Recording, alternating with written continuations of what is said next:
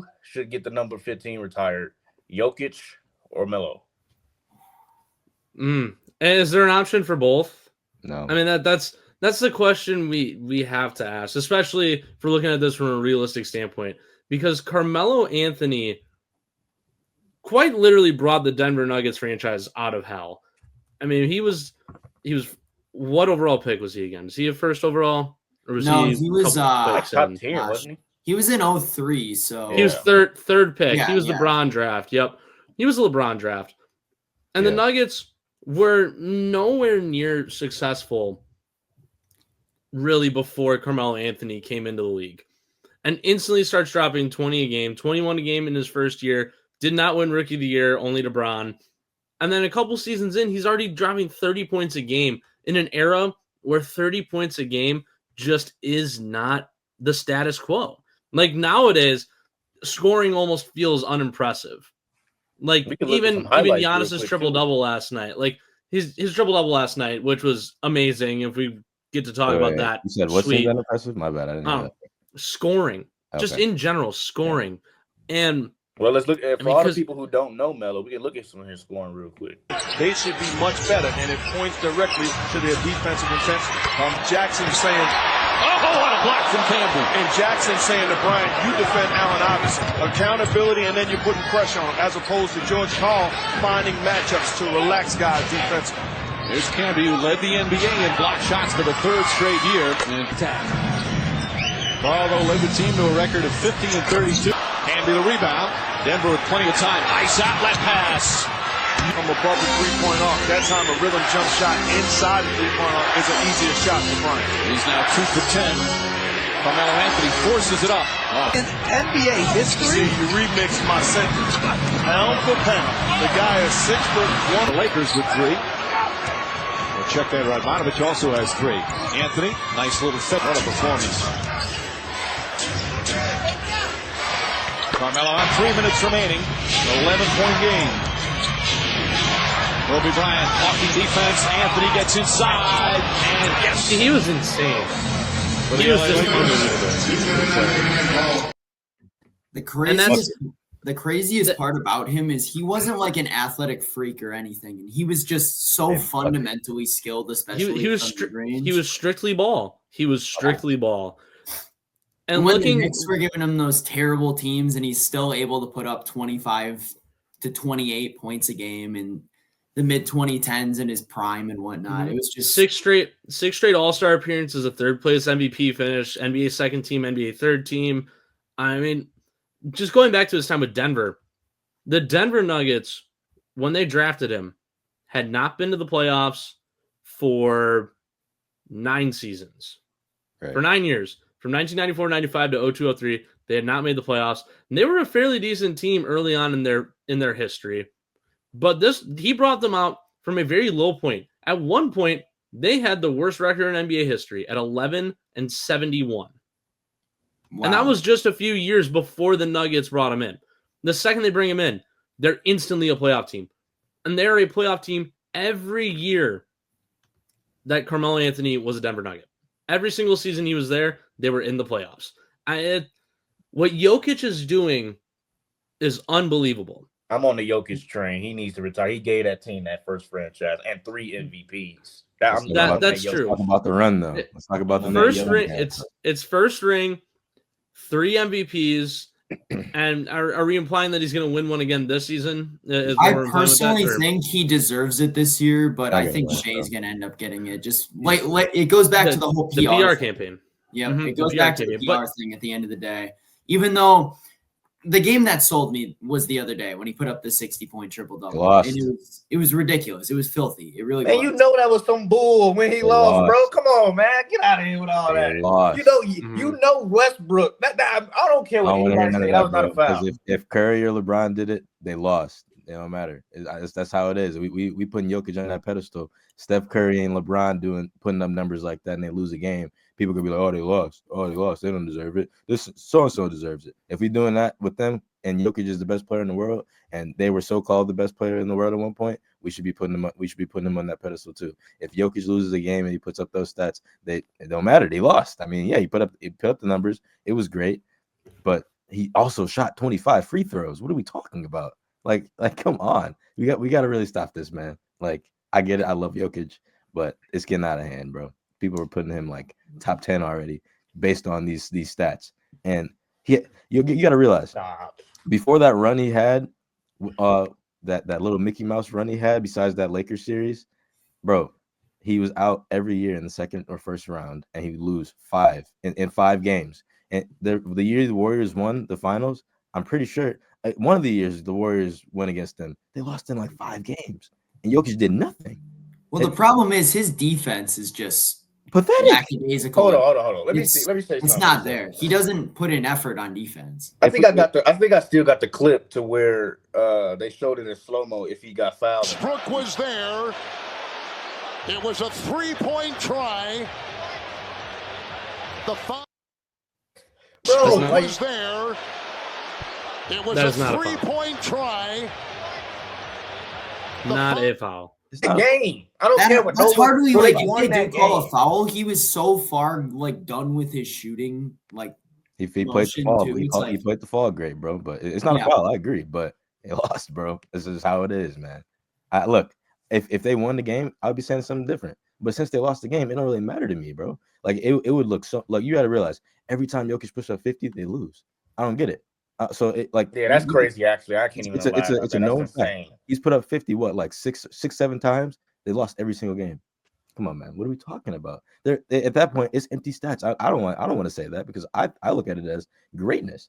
But if they're losing games, it's like what are we even looking at then? It's just empty stats. They're not doing anything with it. He's getting triple doubles. Yes, he's gonna break the record one of these days. He's gonna break Russ's record. But like, if you're not winning games to me, bro, it don't really matter. He could put up crazy stats in the playoffs and losing 5 or 6, and I'd be like, oh, he did it for nothing. And it don't matter to me. So yes, to me, I'm gonna say Jokic obviously gets the 15 retired because his accolades are way better. He did get the ring, but we not go sit here and act like Carmelo's not gonna get a no, we ain't saying he's gonna be in the Hall of Fame this year. Yeah, first ballot. Yeah, he literally already he is inducted. Yep, the other day. But we gotta realize they might do both. Like Sam said, they might do both because I feel like they should. That's the only way. And we have a comment here, Nate Janik, saying Melo's mostly known for New York. Yes, he's one of the greatest Nuggets of all time, but he's most notably known for being a New York Knick. Exactly. He's going to get that 7 retired in New York. I agree. I completely agree. The 15 does not need to be in Denver. Jenny, you are completely correct. I know exactly who Nate is. That's one of my boys. Same. I know who Nate is too. What's going on, girl? Yeah. What's going on, bro? But yeah, that's I don't know. It's such a toss up for me. It really is. Simply, and the reason why I would give Melo the nod again is simply because the guy brought Denver out of the worst times in their franchise's history. Oh, yeah, he really completely kickstarted the turnaround for that team. If there's no Melo, I mean, yes, they could have drafted someone else in that draft in 03. Like, let's go to the 03 draft here. Obviously, LeBron's not available. No Darko. But Chris Bosh, Dwayne Wade, TJ Ford, who else? I mean, it was very top heavy in this draft. But let's say they go Chris Bosh or Dwayne Wade over Carmelo Anthony. Who's to say that, especially with Chris Bosh, who's to say that Chris Bosh is going to bring Denver out of the pits of hell like Carmelo Anthony did? Hold on, wait. Not like Carmelo, but he did some damage. But he was great. No. Get me wrong. Don't get me wrong. He was great. I'm not saying he was bad. I'm not saying he was bad. He turned Toronto around too. Yeah, he kickstarted Toronto's first run. Toronto was new for the playoffs. So and then he filled in right after Vince Carter left for the Nets. Yeah. And then Dwayne Wade was the jump start for the Heat success. And then he got Shaq. But at the same and they also got Shaq, Alonzo Mourning at some point. But I mean, these 03, like let's go 03, 04 Nuggets here. His rookie season, 19 years old, he's dropping 21 points a game. Bucket. Hold on, I clicked the wrong link. He didn't 21, 4, and 3. No, because LeBron. Yeah. That team, I mean, you had a very young Nene. Andre Miller was on this team. He was the second leading scorer. Nene.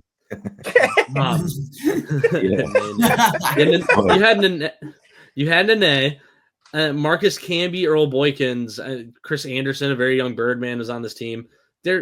Carmelo was the main guy. Mm-hmm. He was the main guy.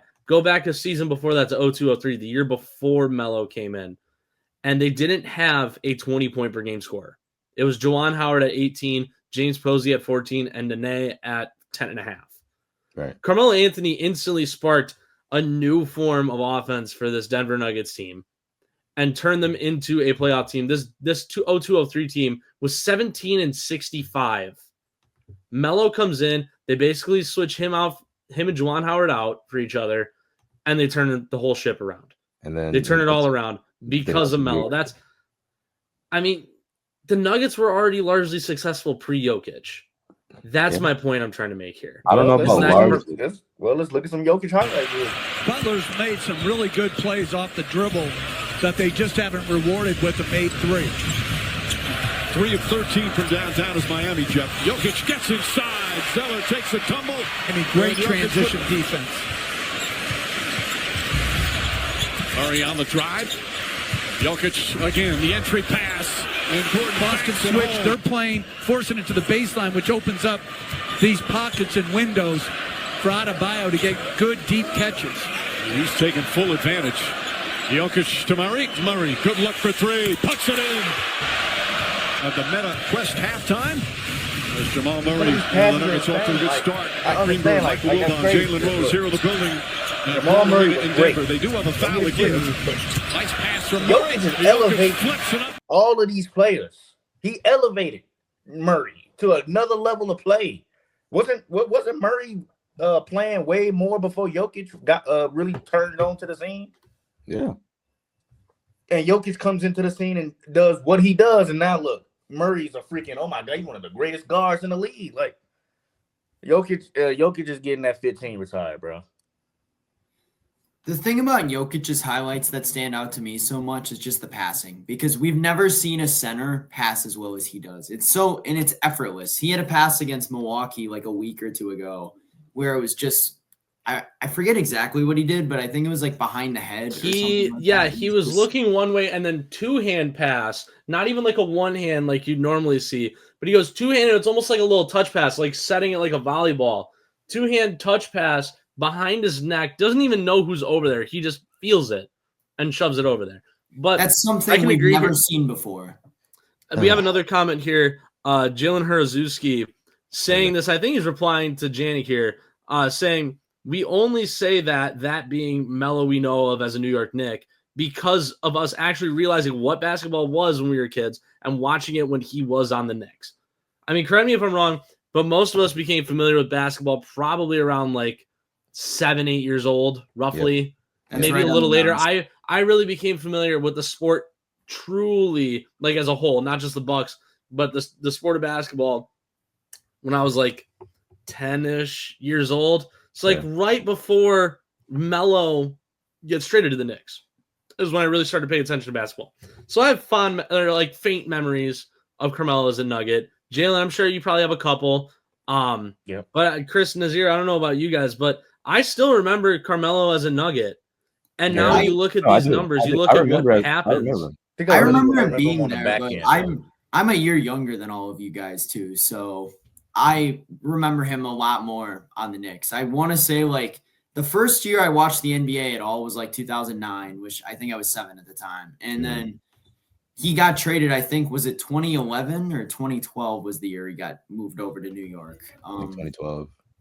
Yeah, that was like when I was finally starting to get into just watching the league as a whole and not just the Bucks or the Lakers and the Cavs with LeBron and the Celtics.